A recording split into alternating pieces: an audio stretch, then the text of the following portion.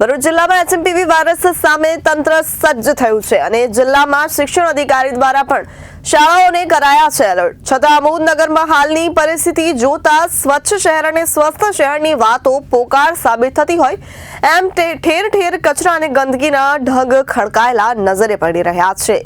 ખાસ કરીને શાળાની આસપાસ ગંદકીનું સામ્રાજ્યથી શાળામાં ઉદ્ભવતા ભૂલકાઓમાંના આરોગ્યને હાનિ પહોંચાડી શકે તેવી પરિસ્થિતિ હાલમાં ઉદ્ભવી છે। તંત્ર દ્વારા ગંદકીના ઢગલાઓનો યોગ્ય નિકાલ કરી કામગીરી કરવામાં નહીં આવતા સ્થાનિકો તેમજ શિક્ષકો વાલીઓમાં નગરપાલિકા સામે ઉગ્ર રોષ જોવા મળ્યો છે। તાલુકા પંચાયત મિશ્ર શાળા 1 દ્વારા એસએમસી બેઠકમાં ઠરાવ કરી શાળાના મુખ્ય દ્વાર પાસે ગંદકી બાબતે લેખિતમાં ચીફ ઓફિસર આમોદ નગરપાલિકા તેમજ કલેક્ટર સાહેબ ભરૂચ તાલુકા શિક્ષણ સાહેબને એચએમપીવી વાયરસ ફેલાઈ રહ્યો છે રક્ષણ હેતુનો ઉલ્લેખ કરી ગંદકીના ઢગ વહેલી તકે દૂર થાય અને કોઈ બાળક આ ગંદકીનો ભોગ ન બને તે શાળાના હિતમાં કાર્યવાહીની અપેક્ષા સાથે લેખિતમાં જાણ કરાઈ છે।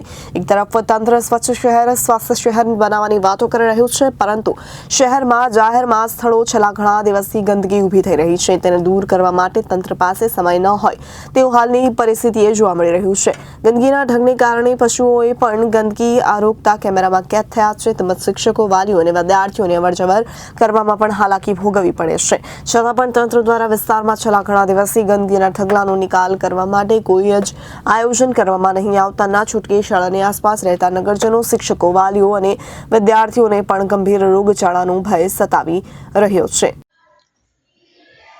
આજરોજ આમોદ મિશ્ર 1 શાળામાં હું ઝાકીર હુસૈન આદમ યુસુફ પટેલ આસિસ્ટન્ટ ટીચર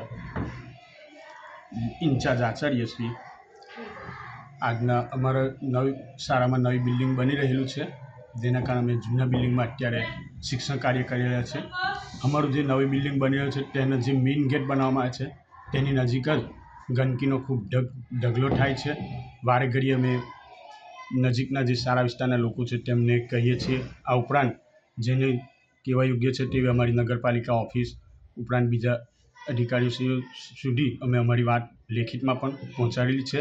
અમારા એસએમસીની અંદર ઠરાવ કરીને તે બાબતે આજ રોજ અમે મોકલેલ છે। ઉપરાંત અગાઉ પણ 2-3 વાર કહેલું છે છતાં પણ હજુ ગંદકીના ઢગ હટતા નથી અને આપણે જાણીએ છીએ કે હાલમાં જે વાયરસ ચાલી રહ્યો છે જે ખાસ કરીને એચએમપીવી વાયરસ ફેલાઈ રહેલો છે અને બાળકોના આરોગ્યને જોખમ બની શકે તેમ ભવિષ્યમાં છે તો તેના માટે તાત્કાલિક આ ગંદકીના ઢગ દૂર થાય અને ગંદકી ન થાય તે માટેનું આયોજન અમારી નગરપાલિકા તરફથી થાય તે માટે અમે અપેક્ષા રાખીએ છીએ।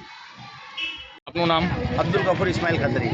સર, તમારા વોર્ડમાં અને સ્કૂલ પાસે શું સમસ્યા છે?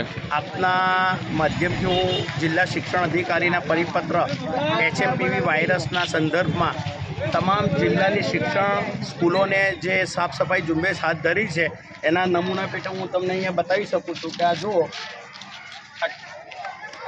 આ જાનવરો પણ ના ખાય એવી વસ્તુઓ અહીંયા લોકો નાખી જાય છે। નગરપાલિકા પણ એને ઉઠાવવા રાજી નથી। 3 દિવસથી ઘર ઘર કચરો જે ઉઘરાવવામાં આવે છે તેની પણ નગરપાલિકા દ્વારા વ્યવસ્થા કરવામાં આવેલ નથી જેથી કરીને ગૃહિણીઓએ અહીંયા કચરો નાખવો પડે છે અને આ શિક્ષણ છે આ બાળકોનું ભવિષ્ય। આ બાળકો અહીંયા આગળ આવે છે ભણવા માટે તો એચએમપીવી જેવા વાયરસ જે ભરડો લઈ રહ્યો છે હમણાંથી આપણા ગુજરાતમાં માલિક કરીને બધાને તંદુરસ્તી મળે અને જિલ્લા શિક્ષણ અધિકારી દ્વારા જે પરિપત્ર બહાર પાડવામાં આવ્યો છે અને શિક્ષણની સંસ્થાઓને એલર્ટ કરવામાં આવી છે તે સંદર્ભમાં અમારી એક જ રજૂઆત છે કે જલ્દીથી જલ્દી આ કચરાને ઉઠાવવામાં આવે। આપ જોઈ શકો છો અહીંયા આગળ આવીને આ બાજુ આ જુઓ કચરાના ઢગલાઓ આ જિલ્લાના બાળકો સાથે શિક્ષણ જોડે અને એમના સ્વાસ્થ્ય જોડે ચેડા થઈ રહેલા છે। આપ જોઈ શકો છો અહીંયા બતાવો। Bureau report Janadesh news Bharuch.